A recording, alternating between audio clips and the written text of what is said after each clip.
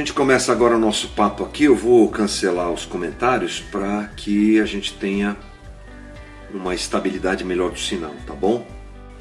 Então, começando agora o nosso papo na quarentena, as nossas conversas na quarentena estão acontecendo diariamente agora nesse formato, né? Live, meio-dia, e mais à noite a gente joga esse material aqui pro YouTube, tá bom? No esforço de estar perto de você, no esforço de conversar com você sobre algumas coisas que a gente entende ser importante na nossa espiritualidade, na nossa caminhada. Estamos falando sobre disciplinas espirituais, lembrando que disciplina não é aquela coisa da correção, do peso ou qualquer coisa do tipo. Disciplina assim como parte de um todo, né?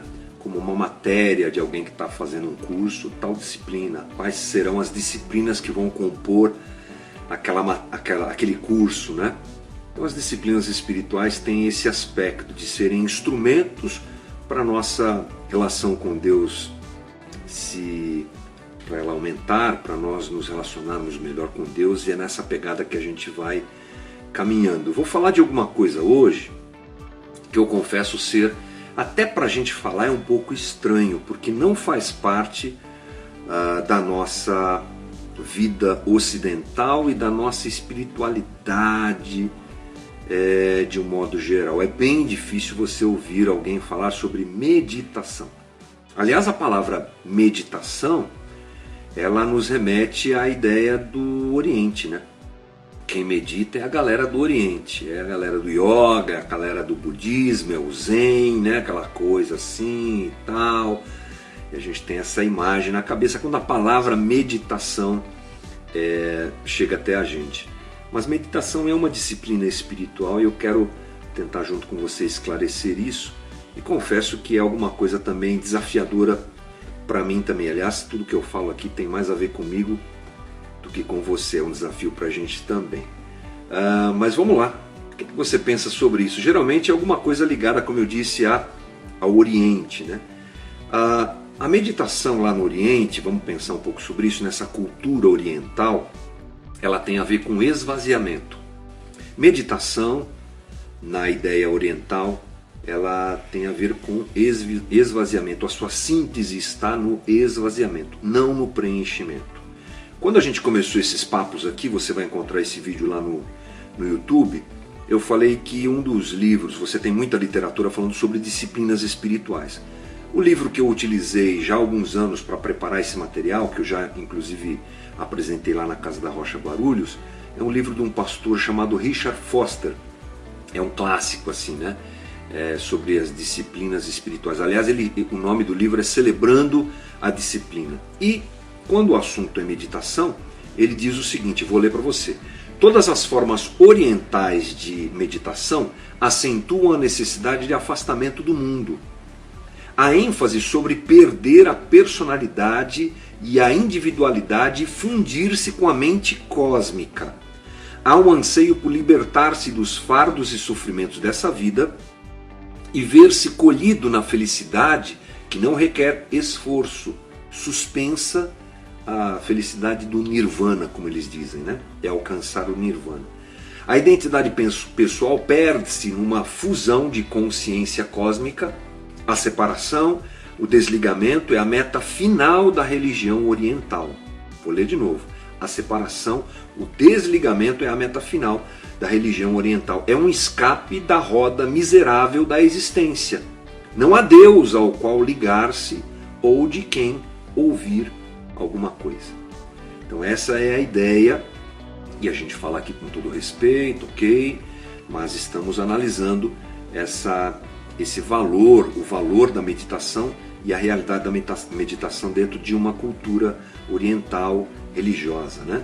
Então, você percebeu que na fala aqui do Richard Foster, que o negócio é desligamento, o negócio é fugir daqui, o negócio é abandonar toda essa existência e procurar alguma coisa fora daqui, sem ligação nenhuma com aqui, e isso é visto como o caminho para o preenchimento total, que na verdade não é preenchimento, é esvaziamento. Isso não nos atrai muito, nós ocidentais que somos, porque temos muito apego ao material, temos muito apego à nossa vida que é cheia de prioridades materiais e humanas. Isso nos afasta de um modo geral. Ou, quando desejado, nos empurra para a prática da meditação como a ideia oriental é apresentada, né? Mas de forma geral as pessoas rejeitam isso. O que é que isso tem a ver com a gente? Tem muito a ver com a gente. A Bíblia fala muito sobre meditação.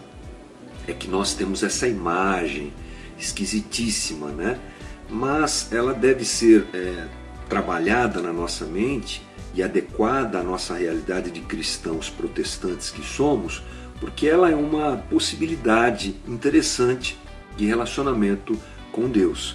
A Bíblia apresenta a meditação como algo mais comum do que nós imaginamos. Você vai estudar um texto bíblico sobre meditação. Então, por exemplo, Lucas 1,26, Maria ouviu, perturbou-se, pôs-se a pensar e disse que se cumpra em mim conforme a tua palavra. Maria, quando ele... Opa! Voltamos. Muito bem. Então, retomando o nosso raciocínio e lembrando que depois esse material vai para o YouTube, tá bom? Se você não perdeu alguma parte aí, esse material às 6 da tarde hoje a gente já coloca esse material no YouTube. Continuando a nossa conversa, a Bíblia apresenta a meditação como algo mais comum do que a gente imagina. Você lembra do Salmo 1, né? Bem-aventurado o homem que não anda segundo o conselho dos ímpios, nem se detém no caminho dos pecadores, nem se assenta na roda dos escarnecedores. Antes o seu prazer está na lei do Senhor, na sua lei medita de dia e de noite. Veja que interessante. Eu disse aqui anteriormente, Maria ouve o anúncio do anjo a respeito da sua gravidez que aconteceria pelo Espírito Santo, e diz o texto que ela se perturbou, mas ela pôs-se a pensar, e a ideia aqui é meditar. Josué 1,8, também um texto bem conhecido, medita dia e noite, segundo tudo quanto nele está escrito, está falando da lei, aquela coisa toda. Então, infelizmente, a meditação é uma palavra estranha para nós hoje, e ela revela o nosso estado de espiritualidade, que não tem tempo para meditar. Estamos cheios de tarefas, cheios de atividades, cheios de prioridades, cheios de desafios pessoais, nos enchemos cada vez mais de coisas para fazer, porque hoje somos avaliados pelo que produzimos e não pelo que somos, e isso tira de nós o espaço de práticas como essa, como a meditação, que não deveria de forma nenhuma faltar na nossa caminhada com Jesus.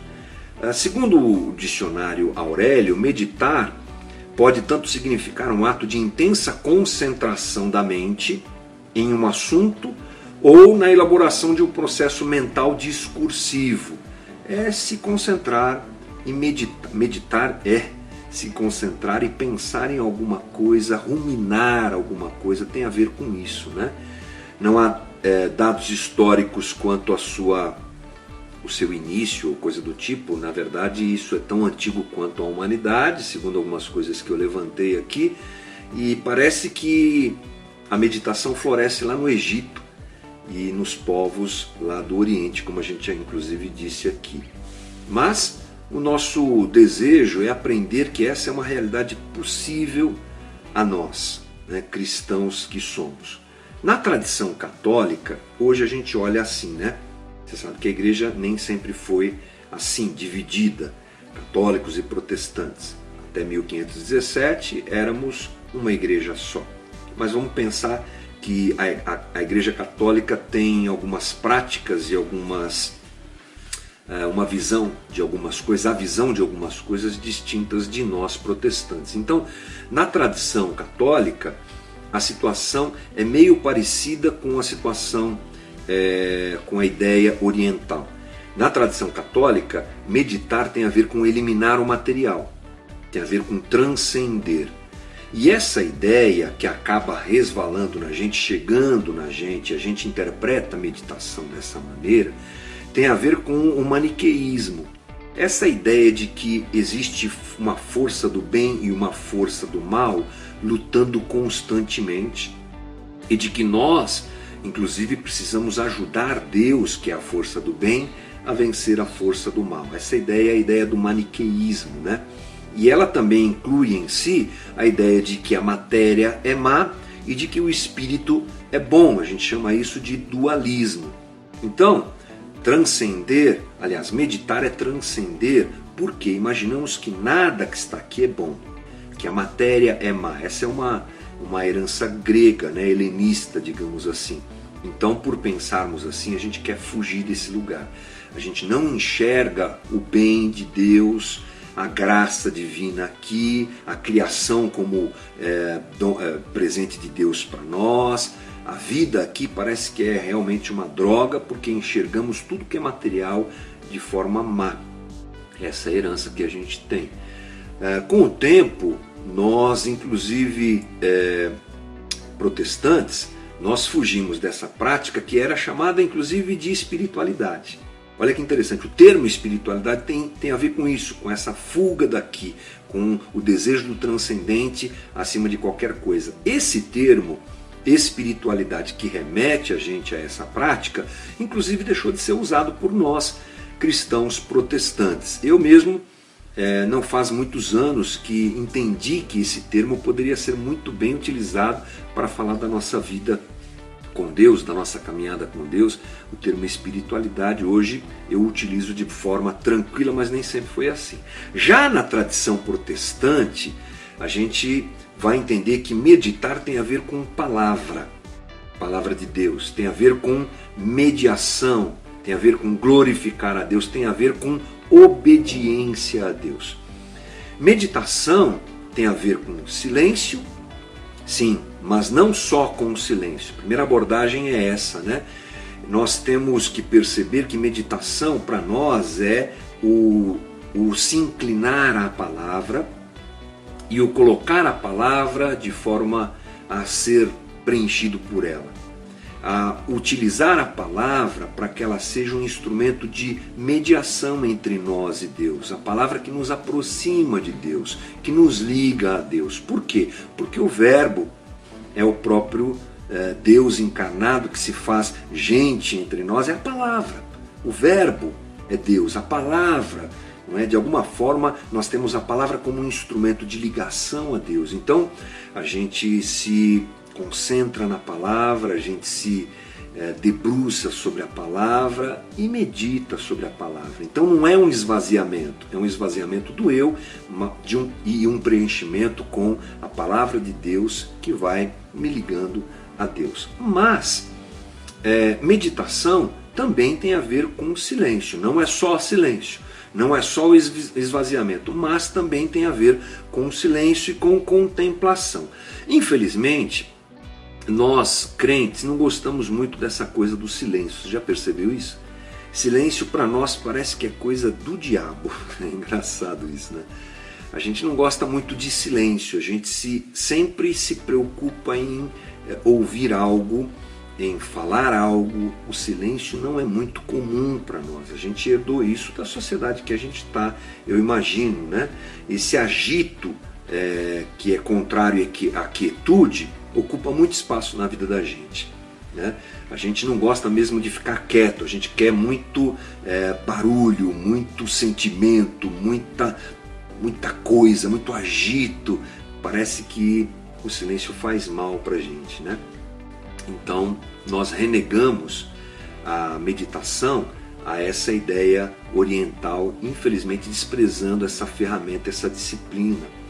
Bem, de uma forma geral, é bom a gente se lembrar que a fé em Jesus Cristo tem um aspecto místico, não é? Tem um aspecto místico, sim. O grande problema é que nós transformamos esse aspecto místico em um mecanismo, que é a religião que faz isso, não é? Então nós queremos pegar o místico e encaixotar nas nossas atitudes. Por isso que a gente tem medo do silêncio. Porque o silêncio mostra quem nós somos, o silêncio faz a gente perceber quem a gente é, faz a gente olhar para dentro, meditar na palavra, de alguma forma nos expõe, né? Nos expõe a nós mesmos, como eu já disse aqui sobre o estudo da palavra, é a Bíblia que nos lê, e o silêncio dentro desse processo nos assusta demais, porque temos medo de saber quem nós somos. Temos medo da revelação que a palavra fará a respeito de nós mesmos. Então a gente prefere o barulho. E essa coisa mística, ela quer ser por nós dominada. Nós queremos dominar. Qual o processo? Agora ora, agora profetiza, agora determina, agora fala em línguas, agora não fala, agora... Se não for controlado por nós, isso nos faz mal. E uma autêntica espiritualidade não tem nada a ver com controle. Tem a ver com rendição. Tem a ver com entrega. Tem a ver com se prostrar, não tem a ver com controlar. Por isso que nos assusta pegarmos o texto bíblico, ficarmos em silêncio, lermos e meditarmos naquilo, encontrarmos um caminho para que aquilo entre em nós, tire de nós o que não é para estar em nós e coloque o que deve estar em nós. Esse é um processo que nos assusta, porque a gente quer controlar tudo isso, né? Bem, olha só que interessante, Eclesiastes 3 nos diz que há tempo de calar e tempo de falar. Tem um tempo para se calar, tem um tempo para se ficar quieto, tem um tempo do silêncio, tem um tempo da meditação. Isaías 30, 15, achei bacana esse texto. Diz o soberano, o Senhor, o Santo de Israel: no arrependimento e no descanso está a salvação de vocês. Na quietude e na confiança está o seu vigor. Mas vocês não quiseram, diz o profeta. A gente fala demais quando, de repente, uma boa é parar, ouvir, meditar e ficar em silêncio, né? No cristianismo, não tem, no cristianismo protestante, não existe mediação sem palavra. A palavra está sempre presente. Ela é o alvo da nossa meditação. A gente não medita para se esvaziar, a gente medita para se encher, como eu já disse. E a gente se enche de quê? Da palavra. Eu citei aqui Maria, porque lá em Lucas 1,26, vou repetir o texto e analisar rapidamente com você aqui, nós temos a predição do nascimento de Jesus anunciado a Maria, e nós vemos como ela se comporta, e é bem interessante esse caminho para a gente pensar um pouquinho sobre meditação. Diz assim: o Senhor é contigo, é o finalzinho do anúncio do anjo. Ela, porém, ao ouvir esta palavra, perturbou-se muito e pôs-se a pensar no que significaria esta saudação. Mas o anjo lhe disse: Maria, não temas, porque achaste graça diante do Senhor. E aí segue. Então Maria, lá no final do texto, disse: está aqui a serva do Senhor, que se cumpra em mim conforme a tua palavra. E o anjo se ausentou dela. Então, aqui nós temos um certo caminho para pensar rapidamente nessa questão da meditação. Primeiro, ouvir. Não é só escutar, é ouvir, é dar atenção. É ler e meditar na palavra e estar atento naquilo que o Senhor diz. Nós consumimos a Bíblia hoje de uma forma muito, muito superficial. Geralmente propondo que a Bíblia atenda à minha demanda. Não que o meu coração se dobre à instrução bíblica, mas que a Bíblia me atenda. Os papéis se inverteram nesse tempo em que a gente vive. E a meditação serve para que eu pense a respeito do que Deus quer de mim e permita que essa palavra entre na minha mente e seja traduzida ao meu coração pelo Espírito Santo, para que eu encontre a vontade de Deus e ela esteja em mim. Diz o texto que Maria ouviu, prestou atenção, mas ao mesmo tempo ela se perturbou. Eu achei interessante isso. É um incômodo, é uma desordem. É uma palavra que nos tira do conforto. A meditação provoca isso. Eu leio aquilo ganha espaço dentro de mim e me perturba, porque quebra as minhas defesas, me lê, me discerne, me confronta. Sem isso, a leitura é inoperante. Ler o texto bíblico por ler, sem que ele provoque isso em nós, é sinal que a palavra não está encontrando espaço em nós, a gente está só se apoiando nela, ela não tem tido efeito em nós, não tem feito o que ela deve fazer em nós, fruto da falta de meditação, de contemplação, de silêncio, de pensamento. Depois é o que justamente diz o texto, ela pôs-se a pensar, ela se colocou para pensar, é a reflexão, é o encarnar a palavra, é o exercício de ruminar, pensar no que se ouve, pensar no que se lê, dar espaço ao que Deus quer dizer, calar as vozes. E a gente vive num tempo de tantas vozes, essa tranqueira do celular que ao mesmo tempo é uma bênção e proporciona a gente estar ligado agora, por exemplo, ele rouba o nosso silêncio e rouba a nossa atenção. Fora outras coisas, é claro. Mas depois, o caminho final para a vida de Maria e o caminho final para nós é a obediência, é a sujeição. O conhecimento em si não me transforma. Nós precisamos viver a teologia prática. A gente chama isso de praxis, ortopraxia. É o viver aquilo que é correto. E o correto está no texto bíblico. Então a meditação é esse caminho em que eu leio em silêncio, medito, rumino, penso, reflito e aquilo ganha espaço em meu coração. É o desdobramento da meditação, não é o esvaziamento, é a adequação da minha alma ao caminho que Deus tem para mim. O conhecimento em si não gera isso, ele precisa se tornar verdade. Jesus diz assim lá em João 5,38: vocês estudam cuidadosamente as Escrituras porque pensam que nelas vocês têm a vida eterna. Olha que interessante. E são as Escrituras que testemunham a meu respeito, contudo vocês não querem vir a mim para terem vida eterna. Jesus está dizendo, o conhecer a Escritura, sem que ela seja um instrumento para que você chegue a Ele, não adianta de nada. A meditação na palavra deve conduzir a cada um de nós ao Cristo. O fim da Escritura não é um conjunto de regras, mas uma pessoa, que é Jesus. A meditação me leva a Cristo. Incorporar o que eu aprendi na meditação para conhecer mais de Jesus e me aproximar mais de Jesus. A meditação é o fruto de se estar apaixonado por Deus e por sua palavra, dando a Ele a importância adequada, é Deus ocupando o espaço da vida que vivemos agora, não só no céu, mas agora. E ela parte do princípio de que nós entendemos que o reino já está aqui, que o Espírito Santo de Deus habita em nós e de que o mundo em que nós vivemos jaz no maligno como sistema, mas que Deus está aqui também. Essa é a diferença de nós cristãos protestantes da ideologia, da religião, digamos assim, oriental, né? Que quer se esvaziar. Não, nós queremos nos encher, porque sabemos que Deus está aqui, o seu Espírito está aqui, Ele habita em nós e trabalha também a nossa vida nesse tempo. Como eu disse, não é um assunto muito discutido e conversado. Eu hoje pela manhã, preparando essa conversa aqui, me lembrei desse texto, desse livro, que eu há muito tempo adquiri, que é um livro sobre Lectio Divina.